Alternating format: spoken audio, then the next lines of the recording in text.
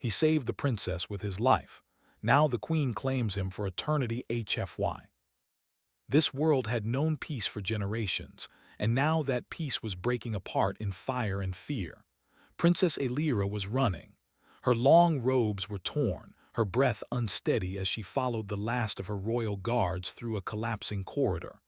The palace was under attack, and the enemy had planned well. Too well. They had struck fast, cutting off escape routes and forcing the royal family into the open. Elira was not a warrior. She had been trained in diplomacy, history, and leadership, not battle. Still, she ran without stopping, her heart pounding as the ground trembled beneath her feet. Ahead of her, one of the guards fell, struck by a blast that shattered the floor. Another turned to help, only to be cut down moments later. Within seconds, the escort that had sworn to protect her was gone. Elira froze. Smoke filled the corridor. The sound of boots and harsh alien voices echoed from both ends. She was trapped. Far above the city, a human transport ship was preparing to retreat. The situation on the ground had gone from dangerous to hopeless. Human forces had been deployed only as advisors and emergency support. They were not meant to die here. Sergeant Ethan Cole heard the order clearly. Fall back. All human units disengage immediately. His hands tightened around his rifle as he listened to the screams over the comms. Alien civilians, soldiers, and somewhere among them, a panicked royal transmission repeating one message. Princess isolated. Repeat, Princess isolated. She was surrounded. Ethan did not hesitate. He turned away from the exit and started running toward the heart of the attack. No one ordered him to do it. No one even knew he was going. Humans had a saying among themselves, something simple and old. If you can help, you help. The corridor Elira was trapped in exploded inward as enemy soldiers forced their way through. They were tall, armored, and confident. To them, the princess was already dead. Then something unexpected happened. A burst of kinetic fire slammed into the lead attacker, throwing him backward.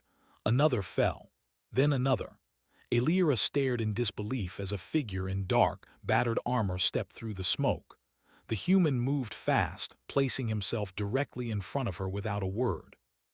His rifle barked again and again, controlled and precise. He fought like someone who knew he would not survive and had already accepted it. "Stay behind me," he said calmly, not looking back. His voice was steady, almost gentle, as if this were not a collapsing battlefield but a routine patrol. The enemy regrouped and returned fire. Energy blasts tore into the walls, shattering stone and crystal. One struck the human square in the side, burning through armor and flesh. He staggered but did not fall. Another blast hit his shoulder. His rifle clattered to the floor. Elira screamed his warning, but he was already moving. He turned, grabbed her, and pushed her behind a reinforced pillar just as the corridor collapsed entirely. The world became noise and dust. When the smoke cleared, the human was on one knee, blood dark against his armor. His breathing was rough, each breath clearly painful. The enemy soldiers advanced, weapons raised. Ethan reached for a sidearm he barely felt in his hand. He fired until it clicked empty. Then he stood, placing his body between the princess and the approaching figures. "You don't touch her," he said. The aliens paused. They had never seen anything like this. He was alone, wounded, outnumbered, yet he did not move aside. Before they could finish him, the corridor shook again. Heavy alien troops stormed in from the far end, driving the attackers back. The enemy retreated, unwilling to fight a fresh force. Silence followed, broken only by falling debris. Ethan finally collapsed. Elira caught him before he hit the ground. She did not know his name. She only knew that he had chosen to die so she could live. Medical teams arrived moments later. The princess refused to leave his side as they worked desperately to keep him alive. His injuries were severe: burns, fractures, internal damage. No one was certain he would survive the night. "He is human," one healer said quietly. "Their bodies are strong, but this..." Far away, deep within the royal sanctum, the queen listened in silence as the report was delivered. "A human?" she asked slowly. "Yes, your majesty, a single soldier. But the healers say Dawn is uncertain." Humanity had other plans. Morning light entered the healing chamber in soft waves, filtered through living crystal walls that glowed faintly blue. The city outside was quiet now, not peaceful but exhausted. Fires had been contained, enemies pushed back, and survivors counted. Inside the palace, silence ruled, broken only by the steady hum of medical devices. Ethan Cole remained unconscious. Thin lines of light scanned his body again and again, adjusting treatments meant for alien biology, not human flesh. The healers had done everything they could, but they spoke in careful tones, never making promises. Princess Elira sat beside him. She had not left the chamber since the night of the attack. Her attendants begged her to rest, to eat, to change her torn robes. She refused them all. She sat with her hands folded, eyes fixed on the human who had saved her life. She watched his chest rise and fall, slow but steady. He should not have lived, one healer whispered to another. No one should survive wounds like these. Not just among servants and guards, but through the entire court. A human had shielded the princess. A human had bled for the royal line. Opinions formed just as quickly. Some saw him as a hero. Others saw him as a problem. In the high council chamber, the queen sat upon her throne, listening. Advisors, generals, and nobles stood in a wide circle, their voices echoing off the tall walls. He acted without orders, one noble argued. That makes him reckless. Her gaze rested on a floating display showing the medical chamber, the human's unmoving form surrounded by light. "Has the princess spoken?" the queen finally asked. "She refuses to leave him," an attendant answered. "She says she owes him her life." "They bind more tightly than chains." It spread through him in heavy waves, making it hard to breathe, harder to think. He tried to move and failed. Panic rose, but he forced it down, focusing on slow breaths like he had been trained. Then he saw her. Princess Elira stood beside him, her eyes wide, shining with relief. "You're safe," she said softly, though he had not spoken. "You're alive." His throat felt dry and burned. Did you get out?" he asked. Elira nodded quickly. "Yes, because of you." She told him about the city, about how the enemy had been pushed back, about how people were rebuilding already. She did not know if he could hear her, but it felt wrong to stay silent. When he woke again hours later, the queen was there. The room felt different at once. Guards stood straighter. Healers lowered their heads. Elira stepped back respectfully, though she remained close. Ethan struggled to rise, but pain stopped him. The queen raised a hand. "Do not move," she said. Her voice was calm, controlled, and powerful. "You have already done more than enough." "Yes, Your Majesty," Ethan replied. "Sergeant Ethan Cole, Human Expeditionary Forces." The human spoke only of choice. "You ask for nothing in return?" the queen asked. Ethan thought for a second. "When I'm able," he said, "I'd like to return to my unit." That silence frightened the court far more than anger ever could. Days passed. Ethan healed slowly. Human biology impressed the alien healers, but even human strength had limits. He could sit now and sometimes stand with help, but pain followed every movement. Elira visited every day. They spoke often, quietly, about Earth, about her world, about things that did not involve war. "You didn't hesitate," she said one evening, "when you saw me trapped." Others feared what it meant if humans were truly like this, willing to die for strangers, not for conquest or reward. Enemy spies listened carefully. On the seventh night, alarms sounded again. A second attack came without warning, faster and more violent than the first. Enemy forces struck defensive towers and landing platforms, trying to break the capital while it was still weak. Ethan was awake when the first explosion shook the palace. Elira rushed in moments later, fear clear on her face. "They're back," she said. Ethan pushed himself upright, ignoring the pain screaming through his body. "Where are they hitting?" he asked. She told him. He closed his eyes, thinking fast. "They'll try to reach the inner districts," he said. "They know what's there." The alien commanders listened and survived. The enemy assault slowed, then broke apart under coordinated defense. When reinforcements arrived, the attackers retreated once more. Victory came at dawn. Ethan lost consciousness again before the alarms fully stopped. When he awoke, the Queen stood waiting. "You defended this world twice," she said. "Once with your body, once with your mind." The enemy had been driven back, but the damage remained everywhere. Towers stood cracked and dark. Streets were filled with repair crews and quiet citizens moving with tired eyes. Victory had come, but it had come at a price, and everyone felt it. Inside the palace, the mood was tense. Ethan Cole lay awake in his chamber, staring at the ceiling. His body hurt less than before, but weakness clung to him like a shadow. Every breath still reminded him how close he had come to dying. He had survived twice now, and that worried him more than the pain. Humans believed in luck, but they trusted patterns, and this felt like a pattern forming. Princess Elira entered quietly, dismissing the attendants with a gesture. She sat beside him, her posture calm but her eyes troubled. "The Queen has called the High Court," she said softly. Ethan nodded. "That's never a small thing." Healers spoke his name with respect. Even nobles, proud and distant, studied him like something rare and dangerous.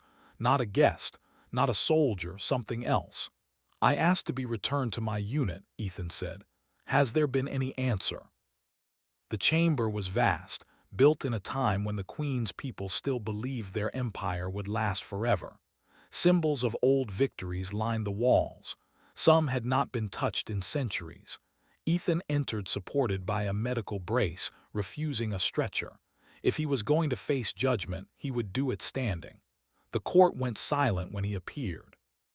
The Queen sat on her throne, calm and unreadable.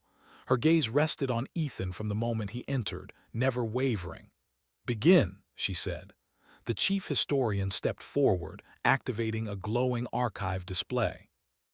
"By ancient record," the historian said, "any being who sheds their life's blood to preserve the royal line during a time of extinction-level threat invokes the covenant of eternal debt.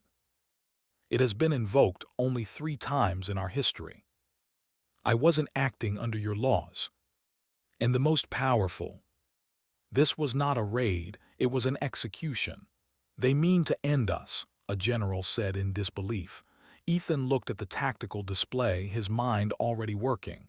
"They're going to bypass the city," he said, "straight for the core." "I've seen this before," Ethan replied. "Different world, same pattern." Then trap them between the orbital platforms and the ground cannons. Because the last 2 times they had listened to the human, they had survived. The battle that followed shook the planet. Enemy ships poured into low orbit, confident of an easy kill. Then the trap closed. Fire erupted from every direction. Platforms moved with human timing, unpredictable and fast. Still, the enemy pushed through. A breach formed near the palace. Ground forces advanced. Ethan forced himself to stand. "I need to be there," he said. "You will die," a healer warned. "Maybe," Ethan replied, "but they will stop." Not because they were ordered to, because they refused to let him fall again. The enemy broke. By nightfall, the fleet was shattered, retreating into darkness. The capital stood damaged, burning, but alive. Ethan collapsed for the 3rd time. This time it was days before he woke. When he did, the Queen was waiting alone. "You should be dead," she said calmly. "So I've been told," Ethan replied weakly. She regarded him with something close to wonder. "You saved my daughter," she said. "You saved my world 3 times." "So this is a prison," he said quietly. "No," the Queen said, "it is a bond. And that we will never forget." Children played beneath repaired sky bridges. Ships rose and fell from orbit once more. The capital had survived, and everyone knew why. Because a human had refused to fall. Ethan Cole stood on a balcony overlooking the city, supported by a light brace along his side. The wind carried unfamiliar scents, metal, crystal, living stone, but he had grown used to them. His body still carried pain, but it no longer ruled him. Below, citizens gathered in great numbers, not for celebration, for witnessing. Princess Elira stood beside him, her presence calm and steady. She wore the formal colors of the royal line, but her posture was different now, stronger, certain. "They are ready," she said softly. Ethan nodded. "So am I. People of the crown," she said, "and allies beyond our stars." He acted because he believed a life mattered. The queen turned toward Ethan and stepped closer, her expression no longer distant but honest. "You are bound not by chains," she said, "but by choice. You will stand beside this throne as protector, advisor, and symbol. Your life will be preserved by our finest science. Your name will be carried in our history. And when your body can no longer endure," she added, "your legacy will. At my home," he continued, "we believe freedom matters, choice matters." She simply placed her hand over his, steady and warm. "I stay," Ethan said. The plaza erupted not in cheers but in something deeper, a sound of unity, of acceptance. The queen raised her hand once more. "So it is sealed." A single story repeated again and again, told with awe and caution. A human had saved an alien princess. A human had bled for a throne not his own, and instead of being discarded, he had been claimed, not as property but as honor. Human diplomats received messages they had never expected, requests for alliance, for understanding, for study. "What drives them?" alien leaders asked. "Why do they fight this way?" His perspective was different, grounded, human. He reminded them of limits and of courage. Elira often stood with him. Their bond grew not from promises but from shared silence, from understanding forged in fire, from the knowledge that both had seen the edge of everything and returned. One evening, as stars filled the sky above the palace, Ethan asked a question that had weighed on him for a long time. "What happens when I die?" he asked. Elira looked at him, surprised. "The Queen's science may extend your life," she said, "longer than most. But eternity is not time, it is memory." No longer just survivors, they became known as those who would give everything, even for those not their own. Back on the alien world, the Queen watched Ethan walk the palace gardens, steady and unbroken. "He was never meant to belong here," an advisor said quietly. "No," the Queen replied, "but he chose to." An eternity, she had learned, was not long enough to repay a human heart.